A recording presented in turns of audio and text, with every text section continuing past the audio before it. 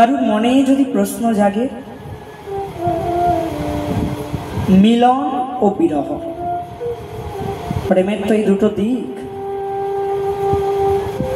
তো এই মিলন আর বিরহের মধ্যে কোনটি শ্রেষ্ঠ? মহাজনগণ বলছেন মিলন ও বিরহের মধ্যে বিরহই শ্রেষ্ঠ। কেন জানো? ন বিনা বিপ্রলম্বেন সম্ভোগ পরিপ্রশ্নতে, বিরহ ছাড়া মিলনে যেন পরিপুষ্টি নাই। বিরহের তীব্রতাতেই যেন মিলনের পরিপুষ্টি সাধিত হয়। বিরহের জন্যই যেন মিলনের আনন্দটা অনুভব হয়। যদি বিরহ না থাকতো তবে মিলনের যে সুখ, মিলনের যে আনন্দ, তা অমনভাবে সম্পূর্ণরূপে আস্বাদন করা যেত না। বিরহের পর যে মিলন, সেই মিলনের যে আনন্দ, সেই আনন্দ বিরহ না হলে সেই আনন্দের অনুভব হতো না। তাই যদি কেউ জিজ্ঞাসা করে মিলন ও বিরহের মধ্যে কোনটি শ্রেষ্ঠ, তবে মহাজনগণ বলেছেন মিলনের থেকে বিরহই শ্রেষ্ঠ। কেন জানো? কারণ মিলনে শুধুমাত্র কৃষ্ণকে লাভ করা যায়।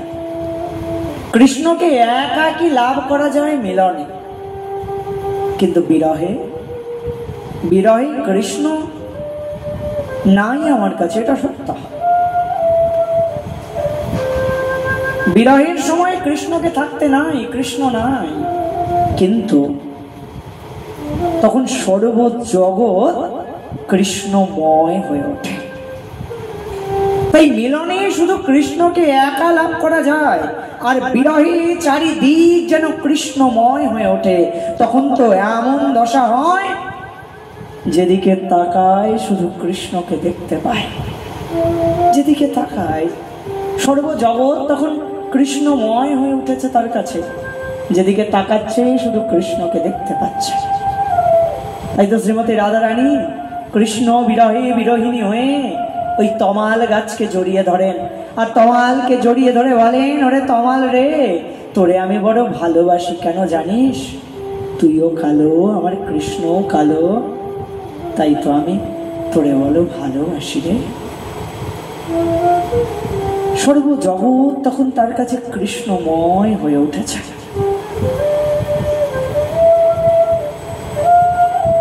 আকাশের দিকে তাকিয়েছেন, নবীন মেঘের দিকে যেই না দৃষ্টি পড়েছে, ব্যাস কৃষ্ণের কথা মনে পড়ে গেছে। সর্বজগৎ কৃষ্ণময় হয়ে উঠেছে। এটা বিরহে সম্ভব, মিলনে এমন অনুভব সম্ভব নয়। তাই তো মহাজনগণের কাছে মিলনের থেকে বিরহই যেন শ্রেষ্ঠ রূপে পরিগণিত হয়েছে।